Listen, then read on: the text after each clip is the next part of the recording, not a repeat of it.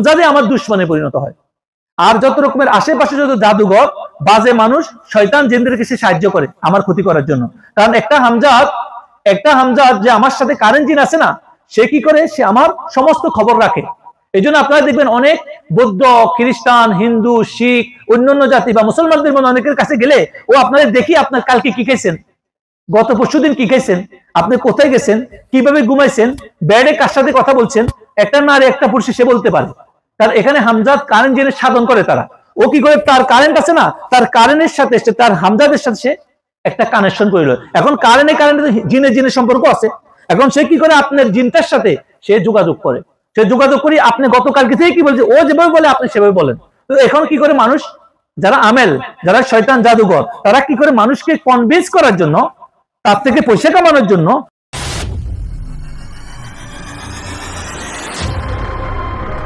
আছে, হামাজাত গুলা আছে, এগুলার সাথে থেকে কি করো, এই শয়তান গুলা থেকে, আমাদের সাথে যে শয়তান গুলা আছে এগুলা থেকে তুমি আমাকে রক্ষা করো। রব্বি আউযু বিকা, আমরা পানা চাইতেছি রব কার কাছে, তোমার কাছে। কি? হামাজাত শায়াতিন। হামাজাত হলো হামজাদের বহু বচন, হামজাদ হলো সিঙ্গুলার আর হামাজাত হলো প্লুরাল। তো এই জন্য আমাদের কি বুঝতে হবে যে আমাদের আল্লাহ পাক রব্বুল আলামিন যখন একটা ইনসানকে সৃষ্টি করে, তখন সাথে সাথে হাদিস শরীফের মধ্যে আসছে, রাসূলুল্লাহ সাল্লাল্লাহু আলাইহি ওয়াসাল্লাম বলছেন যে একজন শয়তানকেও একটা বাচ্চার সাথে একটা ফেরেশতাও সৃষ্টি করে, একটা শয়তানও সৃষ্টি করে, একটা ফেরেশতাও সৃষ্টি করে। এখন রাসূলুল্লাহ সাল্লাল্লাহু আলাইহি ওয়াসাল্লামকে জিজ্ঞাসা করা হয়েছিল, আপনার সাথে হ্যাঁ আমার সাথে শয়তান সৃষ্টি হয়েছে, কিন্তু আমারটা মুসলমান হয়ে গেছে। তার মানে হাদিস এবং কোরআন দ্বারা প্রমাণিত যে প্রত্যেকটা মানুষের সাথে একটা শয়তান। এগুলাকে মুফাসসিরিন এবং সবকিছু বলছে জিন শয়তান। এদেরকে কি বলা হয়? জিন শয়তান। এই জিন শয়তান আমাদের প্রত্যেকের সাথে আছে। প্রত্যেকের সাথে কি আছে? যখন মানুষ উত্তম ভাবে রাসূলুল্লাহ সাল্লাল্লাহু আলাইহি ওয়াসাল্লামের দেওয়া শিক্ষা মতে চলে, জীবনকে আল্লাহর দেওয়া পথে চলে, নফসের যত রকমের খায়েশাত, নফসের যত রকমের চাওয়া পাওয়া, লোভ, ক্রোধ, হিংসা, গোসা, প্রতিহিংসা এগুলা ছাড়ি দে, তখন এই হামজাদ যদিও মুসলমান না হয় কিন্তু সে কোনো ক্ষতি করতে পারে না। আর যদি এই হামজাদ আমাদের সাথে যে আছে, কারিনা বলা হয়, এটাকে কারিন জিনও বলা হয়। এই কারিন জিন মুফাসসিরিন, উলামায়ে কেরাম, উলামায়ে হক, আহলে তাসাউফ যারা, তারা বলছে এই হামজাদ আমাদের সাথে, এটাকে কারিনা বলা হয়। আমরা বাংলাদেশে কারিন জিন বলে, पाकिस्तान में हमजाद कहता है।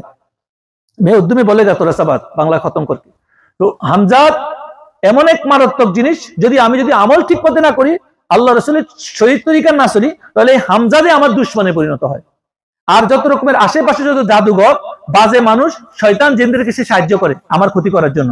কারণ একটা হামজাদ যে আমার সাথে কারেন্ট জিন আছে না, সে কি করে, সে আমার সমস্ত খবর রাখে। এই জন্য আপনারা দেখবেন অনেক বৌদ্ধ, খ্রিস্টান, হিন্দু, শিখ, অন্যান্য জাতি বা মুসলমানদের মধ্যে অনেকের কাছে গেলে ও আপনাদের দেখি আপনার কালকে কি খাইছেন, গত পরশুদিন কি খাইছেন, আপনি কোথায় গেছেন, কিভাবে ঘুমাইছেন, বেডে কার সাথে কথা বলছেন, একটা নারী একটা পুরুষে সে বলতে পারে। কারণ এখানে হামজাদ কারেন্ট জিনের সাধন করে তারা। ও কি করে, তার কারেন্ট আছে না, তার কারেন্টের সাথে তার হামজাদের সাথে সে একটা কানেকশন করিল। এখন কারেন্টে জিনের সম্পর্ক আছে। এখন সে কি করে, আপনার জিনটার সাথে সে যোগাযোগ করে। সে যোগাযোগ করি আপনি গতকালকে থেকে কি বলছে, ও যেভাবে বলে আপনি সেভাবে বলেন। তো এখন কি করে মানুষ, যারা আমেল, যারা শয়তান জাদুঘর, তারা কি করে মানুষকে কনভিন্স করার জন্য, তার থেকে পয়সা কামানোর জন্য এভাবে তার কিছু কথা তারা বাইর করে দিয়ে কি করে, এই হামজাদের সাহায্যে সে বাইর করি, তখন তাকে গায়েল করে। এখন আপনি যা কয় আপনি তা দিয়ে দেন, বাড়ি দিলে বাড়ি দেন, গাড়ি দিলে গাড়ি দিয়ে দেন। এটা হলো ওয়ান কাইন্ড অফ, আজকাল মুসলমানদের একটা গ্রুপ বাড়িছে যারা এই সাধন করি, এই পয়সা কামানোর জন্য, দুনিয়া কামানোর জন্য তারা কি করতেছে। এই জন্য যারা কামেল হয় তারা বলে তুমি আমেল শিখো কিন্তু আমেল হইও না, কামেল হও। কারণ তোমার মূল উদ্দেশ্য হলো এই দুনিয়াতে তুমি যত পয়সাই কামাও না কেন, এটা তোমার কোনো কাজে আসবে না। কারণ এটা তো ওয়ান কাইন্ড অফ সিটারি।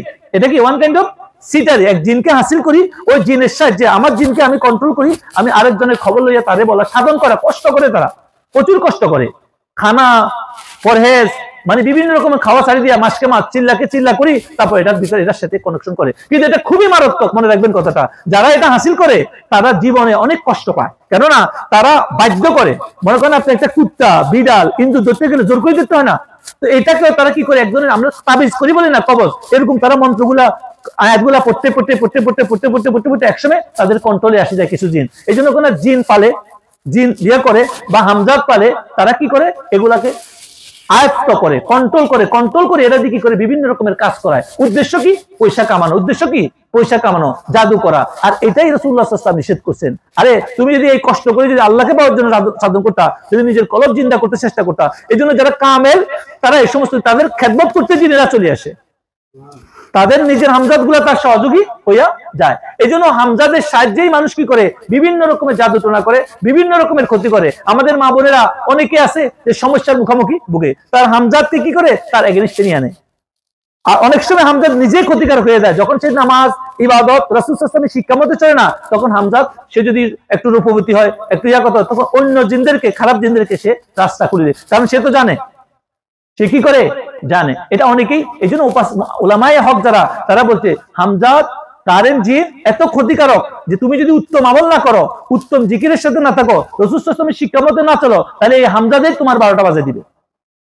আমরা কই না আমার এত গুরুত্বপূর্ণ খবর কিভাবে বাইরে চলে যায়, আমি ভিতরে একটা চিন্তা করে কিভাবে চলে যায়, আমার অনেক খবর অনেক কিভাবে জানে। কারণ এই হামজাদ মানুষের পাশে থাকে। এটা অনেকেই মানবে, অনেকেই মানবে না। কথাগুলো এই জন্য আমরা এই জন্য বলতেছি, আমরা যারা সাধন ভোজন করি, আমরা এই জন্য সাধন ভোজন করি, কোনো হামজাদ পাওয়ার জন্য নয়, কোনো মুয়াক্কেল পাওয়ার জন্য নয়। আমাদের সাধন ভোজনের মূল উদ্দেশ্য হলো আমাদের যে নফসে আম্মারা বিসুই, যেটা আমাকে খারাপের দিকে নিয়ে যাও, সেই নফসকে কন্ট্রোল করার জন্য আমরা সাধন ভোজন করি। আর যার নফস কন্ট্রোল হয়ে গেছে, যে নফসে আম্মারা খতম হইয়া নফসে লাওয়ামা থেকে মুলহেমা হইয়া যে নফসে মুতমাইন্না করার জন্য আমরা সাধন ভোজন করি।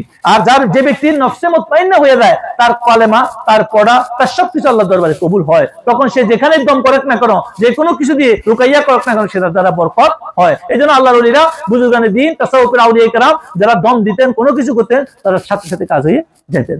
এখন আমাদেরকে বুঝতে হবে এই জিন কারা। জিন আল্লাহ পাক সৃষ্টি করছেন বহুত আগে। কত আগে? বহুত আগে আল্লাহ পাক সৃষ্টি করছেন। এই জন্য আল্লাহ পাক যখন মানুষ সৃষ্টি করার কথা বলছে, তখন ফেরেশতারা বলছে, আল্লাহ তুমি এমন জাতি সৃষ্টি করবা তারা পৃথিবীতে এসে দাঙ্গা হাঙ্গামা করবে। কারণ জিনেরা একসময় ছিল পৃথিবীতে, তো জিনেরা পৃথিবীতে থাকার পরে তারা একসময় মারামারি খুনাখুনি করছে।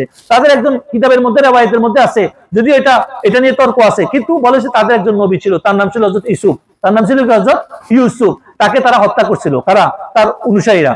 তিনি যখন হকের কথা বলতেন তো তাকে হত্যা করতেন। যখন তাকে হত্যা করছেন, আল্লাহ পাক তখন মিকাইল আলাইহিস সালাতু ওয়াস সালামের মাধ্যমে এক ফেরেশতার গ্রুপ পাঠাইয়া জগতে তাদেরকে পরাজিত করছেন। এই পরাজিত করি এই জিনদের যারা পরেশগার, তাদেরকে উপরে নিয়ে গেছে। এর মধ্যে আজাজিল, যে বর্তমান শয়তান ইবলিস, সে তখন ছিল ছোট বাচ্চা, খুব সুন্দর এবং খুব পরেশগার ছিল সে। তো তারে ফেরেশতার সঙ্গে করে নিয়ে গেছে। আর নিয়ে যাওয়ার পরেই ফেরেশতারা ওখানে তার ফেরেশতার লোকে থাকতে থাকতে সে ইবাদত করতে করতে এমন এক পর্যায়ে পৌঁছেছে সে ফেরেশতাদেরও শিক্ষক হইয়া গেছেন। কিন্তু পরবর্তীতে তার তকদীর, তার নসিব তাকে শয়তানে পরিণত করছে। সে যখন হযরত আদম আলাইহিস সালামকে করে নাই। তো আমার আজকে মূল বলার উদ্দেশ্য হলো, আপনারা এই যে আমাদের কাছে আসতেছেন, এই যে বরকতওয়ালা মাহফিলে বা যে কোনো জায়গায়, আপনারা যদি সঠিকভাবে যদি ইবাদত আমল যদি সঠিকভাবে না করেন, তো আপনার সাথে যে আছে না শয়তান, সে আপনাকে 12টা বাজে দিবে। বুঝে আসছে কথা? এই জন্য আপনাদের যত আপনারা উত্তম কাজ করবেন, আল্লাহ আপনার সাথে যে ফেরেশতা সৃষ্টি করছে, ও আপনার সহযোগী হয়ে যায়। ও কি হয়ে যায়? সহযোগী হইয়া যায়। এই জন্য অনেক মানুষ কত কষ্ট করে। আজকে আমাদের এই মেসেজের মধ্যে আমাদের অনেক বক্তব্যদান আছে, অনেক পীর ভাইরা আছে, যারা বিভিন্ন আমেল, জাহেল আমেলের কথা শুনে, আজকে ইউটিউবে কথা শুনি মতো অনেকে আমাদের কাছে। কয়েকদিন আগে একজন আমাকে ফোন করছে চিটাগাং থেকে, বলছে, হযরত আমি তো বড় বিপদে আছি, আমি এক হুজুরের ইউটিউব দেখে আমি আমল শুরু করছিলাম, এখন আমি পুরো আমার পাটা সবকিছু শেষ হয়ে যাচ্ছে, প্যারালাইজ হয়ে যাচ্ছে। তো তখন আমরা খবর নিলাম এর কি সমস্যা হয়েছে। তো দেখা গেছে কি সে কোনো এজাজত বেগাইরে, কোন সত্যিকার বুজুর্গদের এজাজত, অনুমোদন ছাড়া সে এটা ইউটিউবে দেখি মতো আমল শুরু করে দিছে। আরে আমল যখন শুরু করছে 3 দিনের দিনে শয়তানেরা আসে তাকে পুরো প্যারালাইজ করে, এখন হসপিটালে দৌড়াইতে আছে। আর এটা কোনো এত ভালো না, এই খতরনাক মারাত্মক জিনিস আজকাল ইউটিউবে ফেসবুকে দেখি দেখি মানুষ যে কোনো আমল শুরু করে। কোনো আমল করা উচিত নয়। যদি আপনার আশেপাশে কোনো বুজুর্গ ব্যক্তি থাকে যারা জানে, তাদের সাথে পরামর্শ করা ছাড়া এই সমস্ত আমল কখনো করতে যাবেন না। এটা খুবই মারাত্মক। আর আমাদের মা বোনদেরকেও বলতেছি, আপনারা যে সমস্ত আমল যে যা কয়, এটা পড়লেই এটা হয়ে যাবে গই, এটা করলে এই বরকত হয়ে যাবে গই, এটা করলে এটা হয়ে যাবে গই, আপনারা ইউটিউবে শুনি মতোই করা শুরু করে দেন।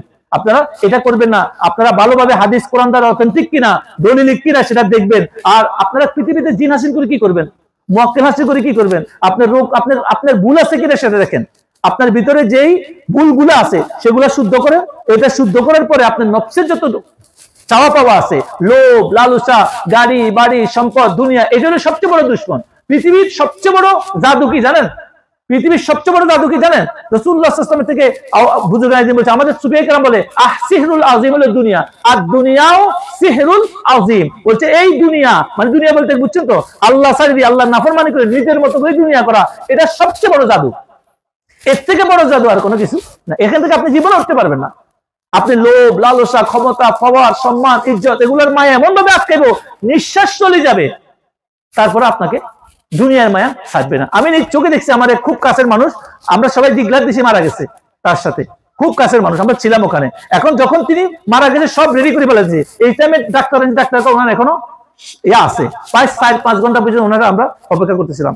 পরবর্তীতে উনি যখন একটু পরে প্রায় 6 ঘন্টা পরে হুঁশ ফিরে আসছে, ওনার জানটা ফিরে আসছে, উনি আসি বলতেছে আমার চাবি কোথায়, আমার আলমারির চাবি কোথায়, বুঝছেন? হে আমার চাবি দাও, একটু পাশে ছিল, আমার চাবি দাও, আমার টাকাগুলো ঠিক আছে তো, মানে আমার বক্সের মধ্যে টাকাগুলো আছে তো, ওগুলো কোনো কেউ নিলে জানে তো। আমরা সবাই বলছি ইন্না লিল্লাহি, দুনিয়ার মায়া কেমন জিনিস, মানে হোশ ফিরে আসার পরে সাথে সাথে তার দুনিয়া, এটাকে বলে আসসিহরুল আযীম, এটাকে বলে দুনিয়া। এই জন্য আমার সুফিয়া কেরাম বলে যে দুনিয়া আমাদের রাসূলুল্লাহ সাল্লাল্লাহু আলাইহি ওয়াসাল্লাম শিক্ষা দিয়েছে, শেষ মুহূর্তে তার ঘরে 10টা দিরহাম ছিল। কয়টা দিরহাম? 10টা দিরহাম। কোন নবীর ঘরে কোনো দুনিয়ার কোনো কিছু থাকতে পারবে না, এটা গরিবদেরকে বন্টন করে দাও, কারণ আমার পরিবার পরিজনের দায়িত্ব কার হাতে? আল্লাহর হাতে। এরকম আমরা যদি নবীর উম্মত দাবি করি, তো আমরা এই পৃথিবী যতই কিছু করি না কেন আমাদের জন্য সুখ আসবে না। আমরা যতই সুখ দিতেছি না কেন, যদি আপনি মনে করছেন আজকে 1 কোটি টাকা হইলে 1 মিলিয়ন পাউন্ড হইলে 2 মিলিয়ন পাউন্ড আপনি একটা সমাধান, এরপরে যা 1 মিলিয়ন হবে না, তার 100 মিলিয়ন দরকার হবে। তাহলে রিওয়ায়াতের মধ্যে আছে একটা প্রবলেম সমাধান হলে আর 10টা। এই জন্য আমরা যেটা আজকে আলোচনা করছি হামজাত দিয়ে, যে আপনারা সবাই সতর্ক হবেন। আল্লাহ রাব্বুল আলামিন আপনাদেরকে তৌফিক দান করুক।